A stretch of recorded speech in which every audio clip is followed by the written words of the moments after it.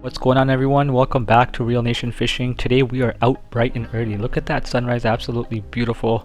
I got on the water pretty early today. Even before the sun was out, I was already on the water. We watched the sun come up, and of course, like any other day, we're out to catch some big bass, and unfortunately it doesn't go that way. I worked extra hard today just to land two decent bass.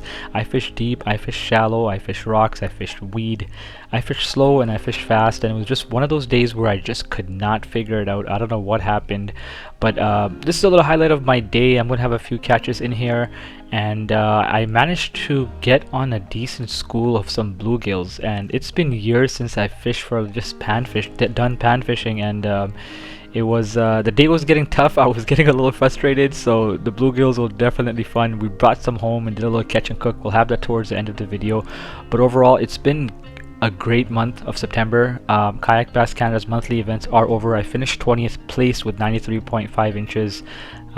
Given I only went out once a week, I think it was pretty good out of 65, 67 people that month. And a lot of big fish were caught. It was a good monthly event, but we still have a lot more fishing to do, a lot more lakes and waters to explore. So hope you guys are having a good day, and I hope you guys enjoyed the video. Oh yes. This feels like a pipe.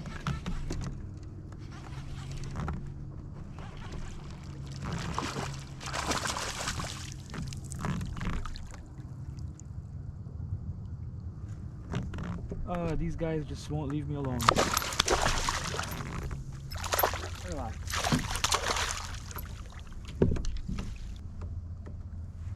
Nice pike.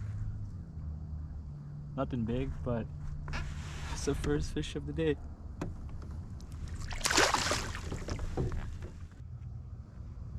Come on, no more pike. Is that the same damn fish? Oh my god. Looks a lot like that same fish. No, this one's a little bit smaller. This one is a little bit smaller. Another nice little pike. Yeah. Stinky. 2,000 years later.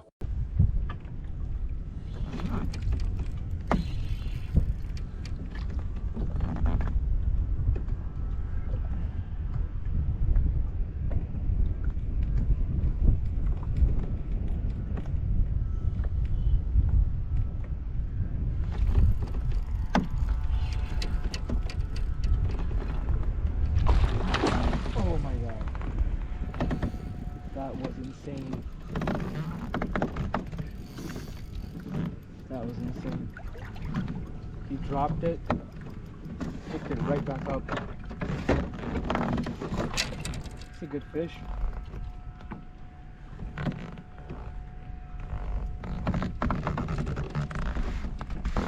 I can't lose this fish.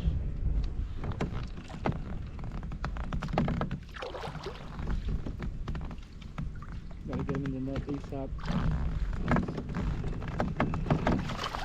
That is a big fish.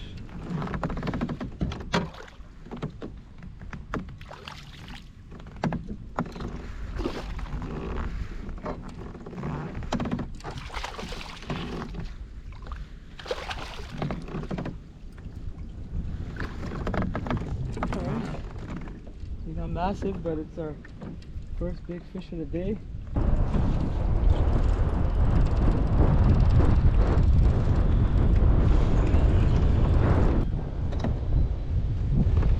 Inches.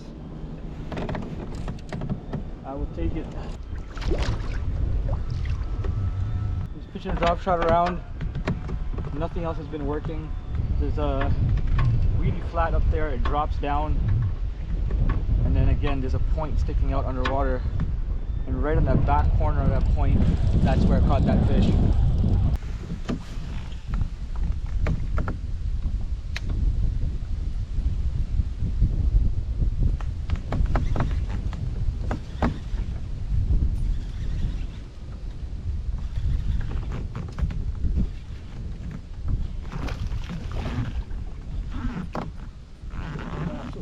For that is what I was looking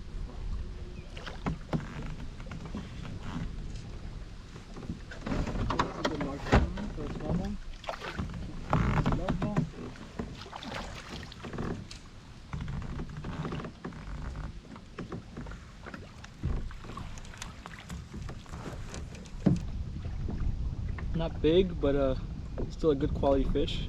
We'll take it. Do a quick measurement on it. 17 inches. Nice little largie. I switched over to just a black and blue original chatterbait with a Strike King Rage Craw as a trailer. That's about 4 to 5 hours, 5 hours of fishing for just 2 fish. And when I say I fished almost everything, I did. Whatever I had access to, I made sure I fished shallow, I fished deep, rocks, vegetation, slow, fast. And the winds were really picking up, so I couldn't really make a long trek to the other side of the lake. And I tried to cover as much water as I could, and I feel like these warmer temperatures we've got in the beginning of October kind of threw these fish off a little bit. And we are supposed to get a cold front coming in, so I think once these air temperatures drop and those nights get a little bit colder, I think that fall feed is really going to kick up again. But this is just how fishing is, you know. It's not, things aren't always written in stone. You got to get out there. You have to figure out the day. You have to figure out the body of water. There's so many things that go into it. And at the end of the day, all you really are trying to do is up the percentages. So that goes when it comes to selecting the right lures, the baits, targeting the high percentage areas. When you put all that together, increase your percentage of catching fish, you know, you'll get on those fish eventually. Both of these fish that I caught, I literally casted my lure on top of their heads. You can tell they all bit within 3 seconds of the lure hitting the water. So I may have just made the right cast, but clearly they weren't in the mood to chase, and that's just how the day goes. I cover more water, and I eventually get on to a school of bluegill, and I decided I'm going to bluegill fish for the rest of the day because the bass just weren't biting. I guess we're gonna have a bluegill fish fry because I'm catching some monster bluegills right now. So I can't catch bass. I'm just gonna catch bluegill. I'm gonna catch some bigger ones, take home, and maybe do a fish fry. If I can catch enough, might go home and do a nice little fish fry.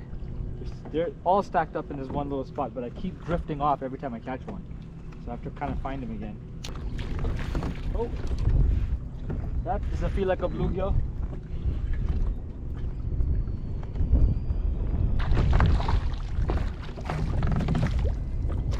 Yay! Found a fish. Nice little smallmouth.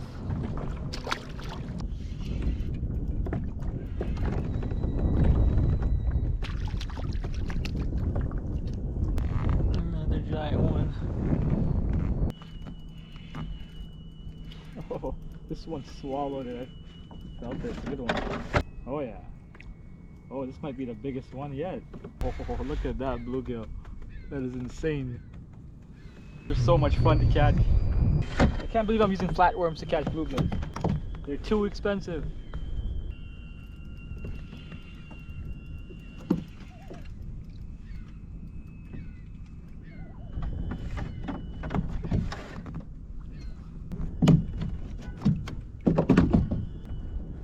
They're so big. Continue to come.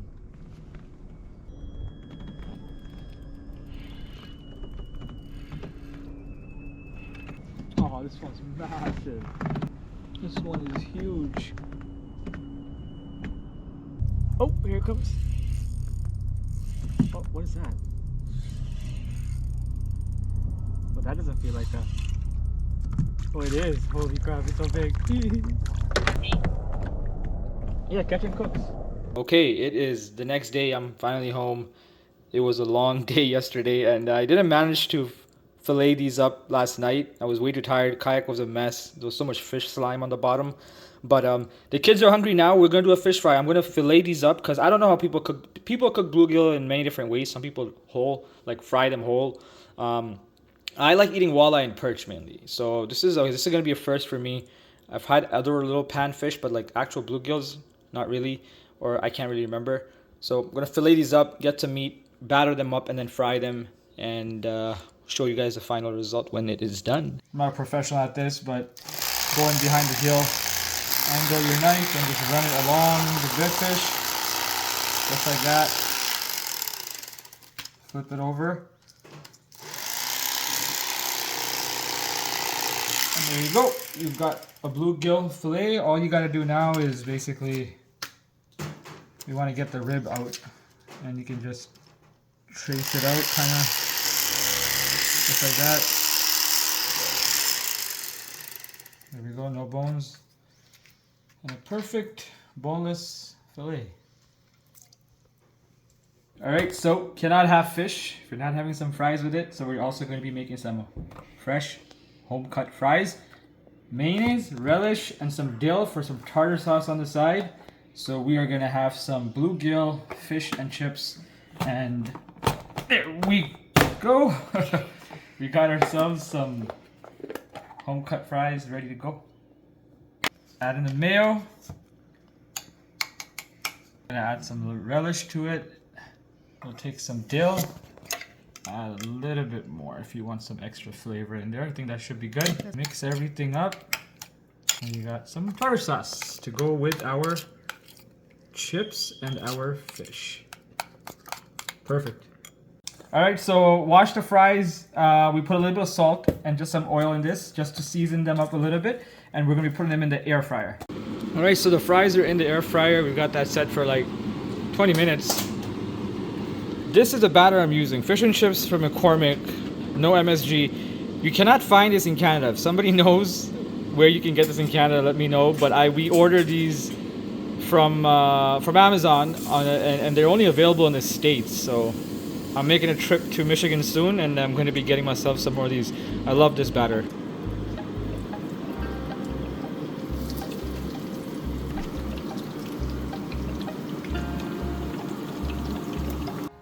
So this is the final product. Look at this. Golden and just super crispy fish. Some homemade fries, the tartar sauce. Honestly, I had a lot of fun catching these bluegills after a very long time. It was just kind of simple. The day was tough. And the bite was fun. No pun intended. And this bite is even better. But yeah, if you guys enjoyed the video, go ahead, leave a comment, like, share, subscribe. And I'll catch you guys on the next one. Always keep it real. Don't stop chasing your dreams.